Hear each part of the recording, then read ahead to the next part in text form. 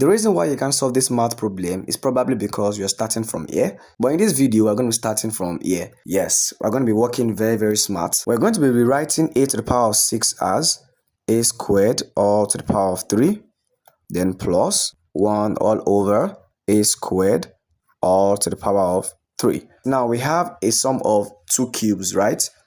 So we can easily factorize that using the identity that says alpha cube plus beta cube.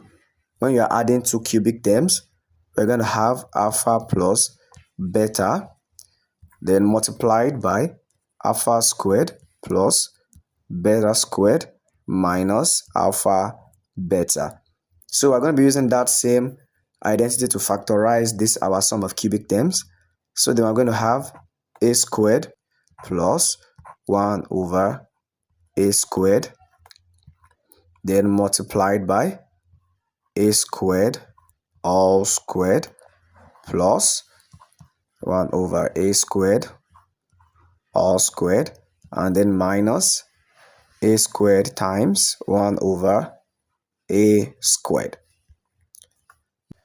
And then simplifying this further, a squared plus 1 over a squared, then multiplied by a squared all squared, then plus 1 over a squared all squared minus, and here a squared can cancel a squared and we'll be left with 1 here.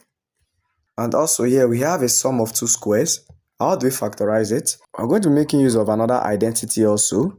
Alpha squared plus beta squared can be factorized to give alpha plus beta all squared minus 2 alpha beta. So applying that here, we're going to have a squared plus 1 over a squared multiplied by a squared plus 1 over a squared all squared, right? Then minus 2 times a squared times 1 over a squared minus 1. And then when we simplify this, we'll find out that a squared plus 1 over a squared, and this will give us a squared plus 1 over a squared all squared minus a squared cancels a squared minus 2 minus 1. And now guys, if you look very closely, you notice that we have unlocked a key to solve this problem. And what's that key? You notice that if we can find, this one give us minus 3, if we can find the value of a squared plus 1 over a squared, we are going to be getting our final answer. Now, how do we find the value of a squared plus 1 over a squared?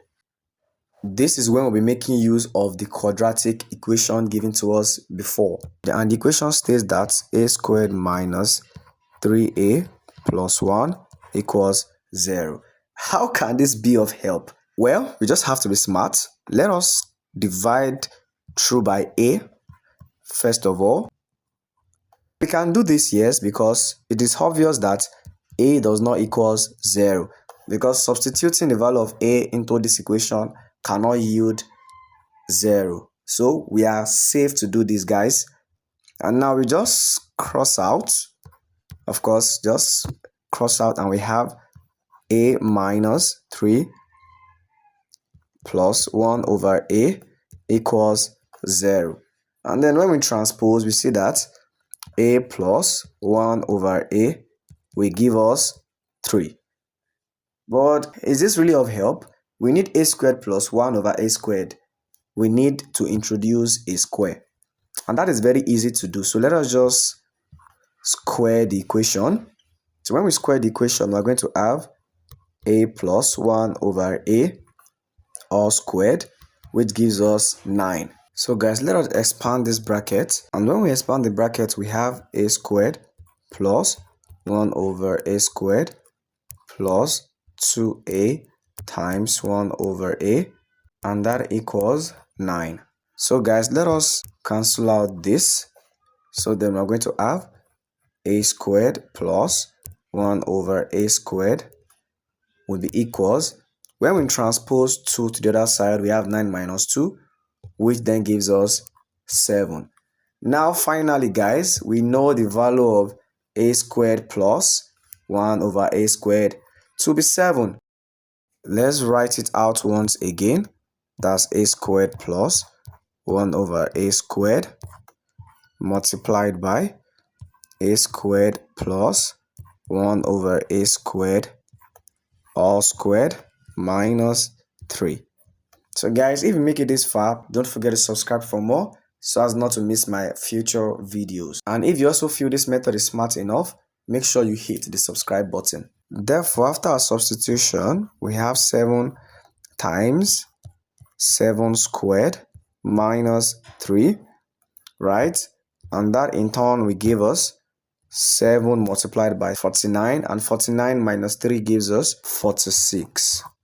322 as our final answer. And guys, let me know what you think about this method in the comments. If you have a better method, let us know in the comments. Don't forget to subscribe for more guys. Have a good day.